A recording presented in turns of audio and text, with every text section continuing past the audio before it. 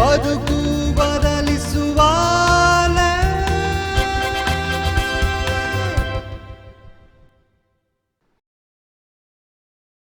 ಆತ್ಮೀಯರೇ, ತಪಸ್ಸು ಕಾಲ ದೈವಾನುಗ್ರಹದ ಕಾಲ ಹಾಗೂ ಕಥೋಲಿಕ ಕ್ರೈಸ್ತರ ಆಧ್ಯಾತ್ಮಿಕ ನವೀಕರಣದ ವಸಂತ ಋತು. ಪ್ರಭು ಕ್ರಿಸ್ತರ ಯಾತನೆ, ಮರಣ ಹಾಗೂ ಪುನರುತ್ಥಾನವನ್ನು ಆಚರಿಸಲು ಸಿದ್ಧತೆಯ ದಿನಗಳು. ಪ್ರಾರ್ಥನೆ, ಉಪವಾಸ ಮತ್ತು ದಾನ ಧರ್ಮ ಈ ತಪಸ್ಸು ಕಾಲದ ಮುಖ್ಯ ಪುಣ್ಯ ಕಾರ್ಯಗಳು. ಈ ತಪಸ್ಸು ಕಾಲವು 40 ದಿನಗಳ ತಪಸ್ಸಿನ ಜೀವನಕ್ಕೆ ಕರೆ ನೀಡುತ್ತದೆ. ವಿಭೂತಿ ಬುಧವಾರದಿಂದ ಆರಂಭಗೊಂಡು ಪವಿತ್ರ ಶನಿವಾರದವರೆಗೆ ಎಲ್ಲ ಭಾನುವಾರಗಳನ್ನು ಹೊರತುಪಡಿಸಿದರೆ ತಪಸ್ಸು ಕಾಲದ ಆಚರಣೆಯು 40 ದಿನಗಳಾಗುವುದು. ಹಾಗಾದರೆ ಈ 40 ಸಂಖ್ಯೆಯ ವಿಶೇಷತೆಯಾದರೂ ಏನು? ಯಾಕೆ ಈ 40 ದಿನಗಳು? ಪವಿತ್ರ ಬೈಬಲ್ ಸಂಖ್ಯೆ 40ರ ಬಗ್ಗೆ ಏನು ಹೇಳುತ್ತದೆ? ಬನ್ನಿ ವೀಕ್ಷಿಸೋಣ. ಸಂಖ್ಯೆ 40 ಪವಿತ್ರ ಬೈಬಲಿನಲ್ಲಿ ಸಾಂಕೇತಿಕವಾದಂತಹ ಒಂದು ಪರಿಪೂರ್ಣ ಸಂಖ್ಯೆಯಾಗಿದೆ. 40 ದಿನಗಳು ಅಂದರೆ ಪರಿಶೋಧನೆ, ಪರೀಕ್ಷೆ ಹಾಗೂ ಪರಿಶುದ್ಧತೆಯ ಸಂಕೇತವಾಗಿದೆ. ಉದಾಹರಣೆಗೆ ನೋಡುವುದಾದರೆ, ಆದಿಕಾಂಡದ 7ನೇ ಅಧ್ಯಾಯದಲ್ಲಿ ನಾವು ಓದುವ ಕತೆ ನೋಹ ಮತ್ತು ಜಲಪ್ರಳಯ. ಯಾವಾಗ ಜನರು ದೇವರಿಂದ ದೂರಾಗಿ ಕೆಡುಕುತನವನ್ನು ಹೆಚ್ಚಿಸಿ ದೇವರನ್ನೇ ಮರೆತರೋ, ಆಗ ದೇವರು ಈ ಭೂಮಿಯ ಮೇಲೆ ಜಲಪ್ರಳಯ ಬರುವಂತೆ ಮಾಡಿ ನೋಹ ಮತ್ತು ಆತನ ಮಡದಿ ಮಕ್ಕಳನ್ನು ಹಾಗೂ ನೋಹನೊಂದಿಗೆ ನಾವೆಯಲ್ಲಿ ಇದ್ದ ಪ್ರಾಣಿ ಪಕ್ಷಿಗಳನ್ನು ಕಾಪಾಡಿ ರಕ್ಷಿಸಿದರು. ಹಾಗೆ ಆದಿಕಾಂಡ 7ನೇ ಅಧ್ಯಾಯ 4ನೇ ವಾಕ್ಯ ಹೇಳುವಂತೆ ದೇವರು ಭೂಮಿಯ ಮೇಲೆ 40 ದಿನ ಹಗಲಿರುಳೆನ್ನದೆ ಮಳೆ ಸುರಿಸಿದರು. ನೋಹ ಮತ್ತು ಆತನ ಕುಟುಂಬ 40 ದಿನಗಳ ಜಲಪ್ರಳಯದಿಂದ ಪರಿಶೋಧಿತರಾದರು. ಎರಡನೆಯದಾಗಿ, ವಿಮೋಚನಾ ಕಾಂಡದಲ್ಲಿ ದೇವರು ಇಸ್ರಾಯೇಲರನ್ನು ಈಜಿಪ್ಟ್ ದೇಶದ ದಾಸತ್ವದಿಂದ ಬಿಡಿಸಿ 40 ವರ್ಷಗಳ ಕಾಲ ಮರುಭೂಮಿಯಲ್ಲಿ ನಡೆಯುವಂತೆ ಮಾಡಿದರು. ಆಗ ಅವರದು ಅಲೆಮಾರಿಯ ಜೀವನವಾಗಿತ್ತು.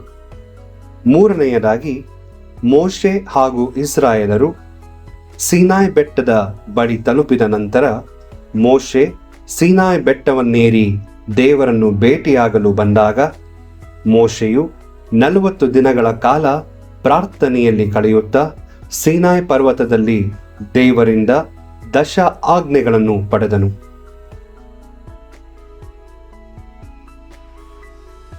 ನಾಲ್ಕನೇದಾಗಿ, ಅರಸರುಗಳ 1ನೇ ಗ್ರಂಥದಲ್ಲಿ 19ನೇ ಅಧ್ಯಾಯದಲ್ಲಿ ನಾವು ಕಾಣುವಂತೆ ಪ್ರವಾದಿ ಎಲಿಯನು ಎಲ್ಲ ಅನ್ಯ ದೇವತೆಗಳ ಪ್ರವಾದಿಗಳನ್ನು ಸಂಹರಿಸಿದ ನಂತರ ಅಹಾಬನು ಈ ವಿಚಾರವನ್ನು ರಾಣಿ ಇಸಬೇಲಳಿಗೆ ತಿಳಿಸಿದಾಗ ಆಕೆ ಪ್ರವಾದಿ ಎಲಿಯನನ್ನು ಕೊಲ್ಲಲು ದೂತರನ್ನು ಕಳುಹಿಸುತ್ತಾಳೆ.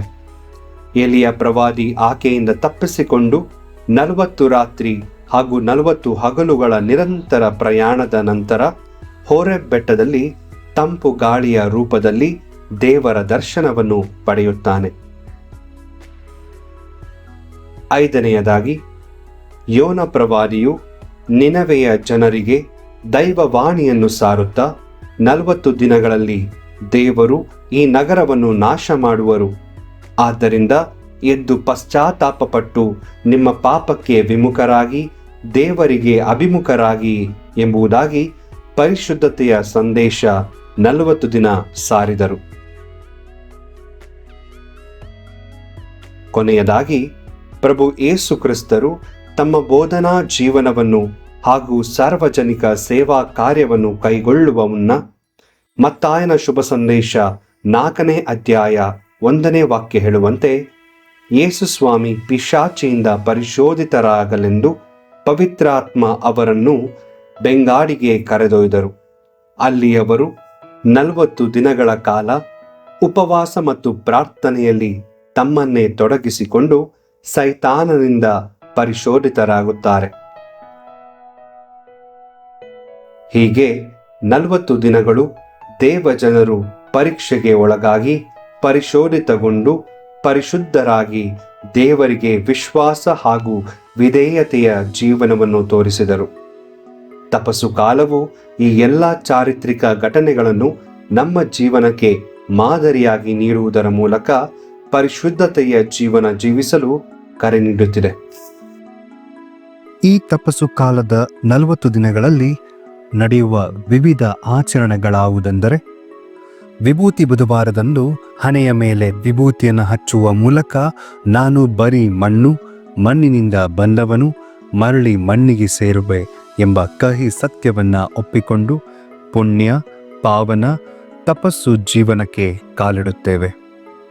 ತಪಸ್ಸು ಕಾಲದ 40 ದಿನಗಳು ನಮ್ಮನ್ನು ಪಾವನತೆಯ ಜೀವನ ನಡೆಸಲು ಹಾಗೂ ದೇವರ ಅನುಗ್ರಹಕ್ಕೆ ಪಾತ್ರರಾಗಲು ಕರೆ ನೀಡುತ್ತದೆ. ತಪಸ್ಸು ಕಾಲದ ಅಂತ್ಯದಲ್ಲಿ ಪವಿತ್ರ ವಾರಕ್ಕೆ ಕಾಲಿಡುತ್ತಾ ಪ್ರಭುವಿನ ಪೂಜ್ಯ ಯಾತನೆ, ಪಾಡು, ಮರಣ ಹಾಗೂ ಪುನರುತ್ಥಾನದ ಬಗ್ಗೆ ಧ್ಯಾನಿಸುತ್ತೇವೆ. ಕರಿಗಳ ಭಾನುವಾರದಂದು ಯೇಸುಸ್ವಾಮಿ ಜೆರುಸಲೇಂ ನಗರಕ್ಕೆ ವೈಭವವಾಗಿ ಪ್ರವೇಶ ನೀಡಿದ ಮರು ಚಿತ್ರಣವನ್ನೇ ಆಚರಿಸುತ್ತೇವೆ. ತೈಲ ಪವಿತ್ರೀಕರಣದ ಬಲಿಪೂಜೆಯು ಪವಿತ್ರ ವಾರದ ಒಂದು ಪ್ರಮುಖ ಭಾಗವಾಗಿದೆ. ಈ ಪವಿತ್ರ ತೈಲಗಳ ಪವಿತ್ರೀಕರಣದ ಬಲಿಪೂಜೆಯಲ್ಲಿ ಧರ್ಮಾಧ್ಯಕ್ಷರು ತನ್ನ ಧರ್ಮಕ್ಷೇತ್ರದ ಎಲ್ಲ ಗುರುಗಳೊಡನೆ ಸೇರಿ ಪವಿತ್ರ ಸಂಸ್ಕಾರಗಳ ಆಚರಣೆಗೆ ವರ್ಷವಿಡೀ ಬಳಸುವ 3 ತೈಲಗಳಾದ ಪವಿತ್ರ ತೈಲ, ದೀಕ್ಷಾ ತೈಲ ಹಾಗೂ ವ್ಯಾಧಸ್ಥರ ತೈಲವನ್ನು ಪವಿತ್ರೀಕರಿಸುತ್ತಾರೆ. ಪವಿತ್ರ ಗುರುವಾರದಂದು ಪ್ರಭು ಕ್ರಿಸ್ತರ ಅಂತಿಮ ಭೋಜನದ ಸ್ಮರಣೆಯಲ್ಲಿ ಪರಮ ಪ್ರಸಾದ ಪ್ರತಿಷ್ಠಾಪನೆ, ಯಾಜಕ ದೀಕ್ಷೆಯ ಸ್ಥಾಪನೆ ಹಾಗೂ ಪ್ರಭು ಕ್ರಿಸ್ತರ ಸೇವೆಯ ಆದರ್ಶವನ್ನು ಮರುಕಳಿಸಲಾಗುತ್ತದೆ. ಶುಭ ಶುಕ್ರವಾರ ಪ್ರಭು ಕ್ರಿಸ್ತರ ಮರಣದ ಧ್ಯಾನದ ಮುಖಾಂತರ ದೇವರ ಅಪರಿಮಿತ ಪ್ರೀತಿ ತನ್ನ ಪುತ್ರನ ತ್ಯಾಗದಲ್ಲಿ ಪರಿಪೂರ್ಣವಾಗುವುದನ್ನು ನೆನಪಿಸುತ್ತದೆ. ಪಾಸ್ಕ ಹಬ್ಬದಂದು ವಿವಿಧ ದೈವಾರಾಧನಾ ವಿಧಿಯ ಮೂಲಕ ಎಳೆಯಾಗಿ ಪಾಸ್ಕ ನಡುರಾತ್ರಿಯ ಅರ್ಥಭರಿತ ಆಚರಣೆಗಳು ಕ್ರಿಸ್ತರ ಪುನರುತ್ಥಾನದ ಸಂದೇಶ ನೀಡುತ್ತದೆ. ಹೀಗೆ ಈ 40 ದಿನಗಳಲ್ಲಿ ಧರ್ಮಸಭೆಯು ಅತಿ ಪುರಾತನವಾದ ಹಾಗೂ ಪ್ರಮುಖವಾದ 40 ದಿನಗಳ ಆಚರಣೆಯನ್ನು ಭಕ್ತಿ ಮಾರ್ಗದಲ್ಲಿ ನಡೆಯಲು ನಮಗೆ ನೆರವಾಗುತ್ತಾ ಪ್ರೇರಣೆ ನೀಡುತ್ತದೆ. ಬನ್ನಿ, ಈ ತಪಸ್ಸು ಕಾಲವನ್ನು ವಿಶೇಷ ರೀತಿಯಲ್ಲಿ ಅನುಗ್ರಹ ಪೂರಿತವಾಗಿ ಆಚರಿಸೋಣ.